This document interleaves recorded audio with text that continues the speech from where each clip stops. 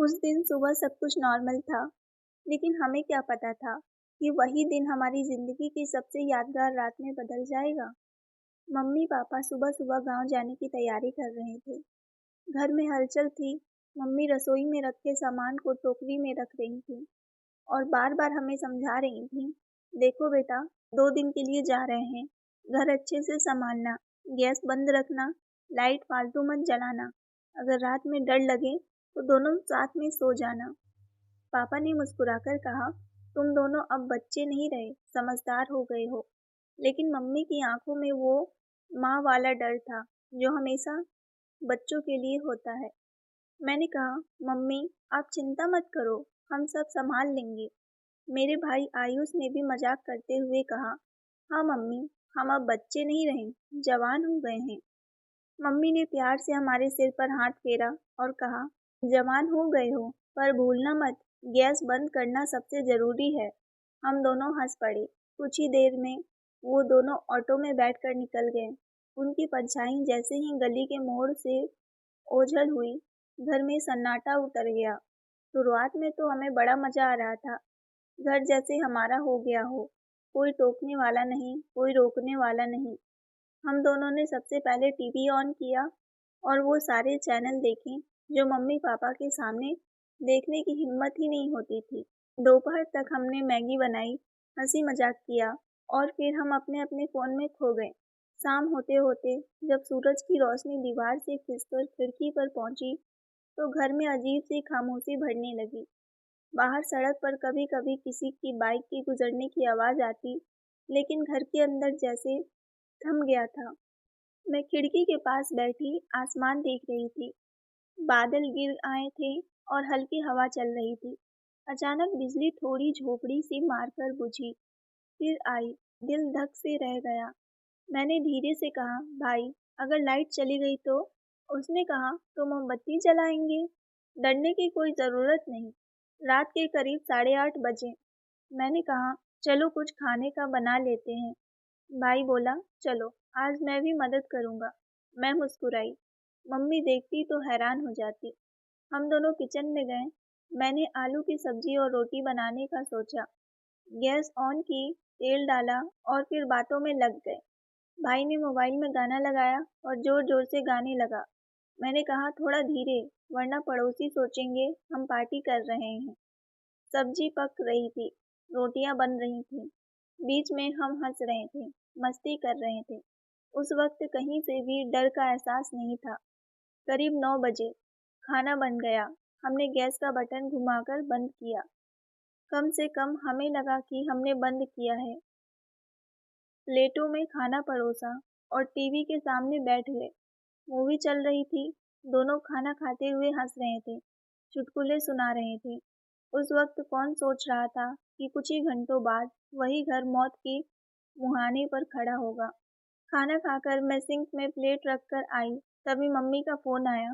बेटा, खाना खा लिया? मैंने कहा, हाँ मम्मी, सब बढ़िया। उन्होंने कहा, गैस बंद कर दी? मैंने कहा, हाँ मम्मी, आप टेंशन मत लो। लेकिन सच्चाई ये थी कि उस वक्त गैस पूरी तरह बंद नहीं हुई थी। बर्नर का नॉब थोड़ा-सा खुला रह गया था। गैस बहुत धीरे-धीरे रिसने लगी थी, बिना आवाज़, बिना गंध महसूस किए। हमें पता ही नहीं चला हमें पता ही नहीं चला कि मौत की हवा घर के अंदर फैलने लगी थी। हमने सारे कमरे की लाइट बंद की और हम अपने-अपने कमरे में चले गए। रात करीब 10:30 बज रहे थे। मैंने खिड़की से बाहर देखा। सड़क खाली थी। दूर एक स्ट्रीट लाइट टिमटिमा रही थी। हवा की आवाज़ के साथ कहीं-कहीं कुत्ते के भौंकने की आवाज़ आ रही थी। मेरे कमरे की दीवार पर लगी घड़ी की टिक-टिक बहुत साफ सुनाई दे रही थी। मैं लेटी, पर नींद नहीं आ रही थी।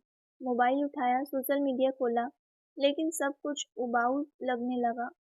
तभी अचानक मुझे जैसे कहीं किसी चीज़ के गिरने की हल्की-सी आवाज़ आई हो। मैंने कान लगाकर सुना, फिर वही आवाज़, इस बार थोड़ी तेज़। मेरा दिल धड़कने लगा। मैं धीरे से बिस्तर से उठी, दरवाज़ा खोला और गलियारे में झाँका। बाहर अंधेरा था, बस रात की नीली रोशनी खिड़की से अंदर आ रही थी। मैंने हल्के कदमों से भाई के कमरे की तरफ बढ़ी और धीरे से कहा, भाई। उसने करवट लेकर कहा, क्या हुआ? मैंने कहा, कुछ आवाज़ आ रही है। उसने आधी नींद में कहा, कहाँ से? मैंने कहा, शायद किचन से। उसने करवट बदली और बोला, चलो देखते हैं। हम दोनों धीरे धीरे गलियारों में बढ़े। मेरे पैर ठंडे पड़ गए थे, सांस तेज चल रही थी। जैसे ही हम किचन के पास पहुंचे, अचानक हल्की सी गंध आई गैस की। भाई बोला, रुको। उसने लाइट ऑन की, पर स्विच दबाने से पहले ही उसने महसूस कर लिया कि गलती हो गई थी। उसने तुरंत मेरा हाथ पकड़ा और बोला, पीछे हटो, लाइट मत ऑन करना। उसकी आवाज़ में डर था। हम दोनों पीछे हट गए। दरवाजे से अंदर झांका तो गैस स्टोव के पास रखा कपड़ा हल्की चिंगारियों से सुलग चुका था। शायद किसी बिजली के स्पर्श या पहले से जले टुकड़े से चिरांगी निकली थी। सेकंडों में वो कपड़ा जल गया और पास रखे अखबार में आग लग गई। मैं चीखने लगी, भाई कुछ करो। उसने कहा, पीछे हटो। उसने बाल्टी में पानी डाला, लेकिन अंदर जाना खतरनाक था। जैसे ही उसने बाल्टी फेंकने की कोशिश की, आग और फैलने लगी। उसने तुरंत दरवाजा बाहर से बंद किया और कहा, खिड़कियां खोलो। मैं कांपते हुए खिड़कियां खोलने लगी। धुआं फैलने लगा था। आंखों में जलन हो रही थी, सांस लेना मुश्किल। भाई ने कहा, नीचे झुको, नीचे झुको, धुआं ऊपर जाता है। हम दोनों फर्श पर बैठ गए। आंखों में आंसू भरे रहे थे। वो कुछ पल ऐसे थे जैसे मौत हमारे बहुत करीब खड़ी हो। फिर मुझे याद आया मम्मी की बात, किचन का दरवाजा हमेशा बंद रखना। और वही बात उस रात हमारी सबसे बड़ी सुरक्षा बन गई। अगर दरवाजा खुला होता तो आग सीधे बाहर आती और पूरा घर जल जाता, पर दरवाजा बंद था, इसीलिए आग किचन के अंदर ही सीमित रह गई। भाई बार बार कह रहा था, भगवान कुछ कर दो। मैंने हाथ जोड़ लिया, हे भगवान हमें बचा लो। बाहर हवा चल रही थी, जैसे भगवान खुद उस आग को बुझाने की कोशिश कर रहे हों। कुछ मिनटों बाद अंदर से आवाज़ धीमी होने लगी। शायद ऑक्सीजन खत्म होने से आग खुद ही शांत हो रही थी। हम दोनों दरवाजे के पास चुप बैठे थे, एक दूसरे का हाथ कसकर पकड़े हुए। मेरी हथेलियां पसीने से भीग चुकी थी। मैं कांपते हुए बोली, भाई अब क्या होगा? उसने कहा, कुछ नहीं होगा, बस यहीं रहो। वो दरवाजे के पास झुककर सुनने लगा। अंदर अब सिर्फ हल्की जलन की गंध थी। उसने धीरे से दरवाजा थोड़ा खोला। धुआं का बादल बाहर निकला। हमने जल्दी से खिड़कियां और खोल दी। अंदर सब जलकर राख हो चुका था। कपड़ा, अखबार और गैस का हिस्सा भी पूरा काला पड़ गया था। लेकिन चमत्कार ये था कि आग अपने आप बुझ चुकी थी। मैं फर्श पर बैठ गई और रोने लगी। ये सब मेरी गलती है। मम्मी ने कहा था गैस चेक करना।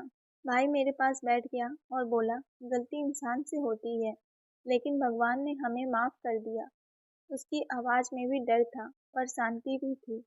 हम दोनों वहीं बैठे रहे, जैसे जिंदगी और मौत के बीच का फासला देख रहे हों। घड़ी में रात के 2 बज चुके थे। बाहर सन्नाटा था, अंदर राख की गंध। हमने फिर सारे दरवाजे खिड़कियां बंद की, पंखा चालू किया ताकि धुआं निकल जाए। उस रात को जिसने हमें जलाया नहीं, बल्कि रोशनी दिखाई दी। और शायद यही जिंदगी की असली मतलब है, डर में भी उम्मीद देखना, गलती में भी सबक ढूंढना, और हर लापरवाही के बाद जिम्मेदारी से जीना। उस रात को याद करते हुए आज भी मेरी आंखें भर आती हैं, लेकिन अब वो डर के नहीं, शुक्रिया के आंसू होते हैं, क्योंकि मैं जानती हूँ अगर वो रात ना आती तो हम कभी इतने मजबूत नहीं बनते। उस रात ने हमें बदल दिया हमेशा के लिए। दोस्तों, कहानी पसंद आई हो तो वीडियो को लाइक शेयर करें। साथ ही अगर आप हमारे चैनल पर नए हैं तो चैनल को सब्सक्राइब ज़रूर करें। मिलते हैं एक नई और सच्ची कहानी को लेकर। तब तक के लिए आप सबका थैंक यू।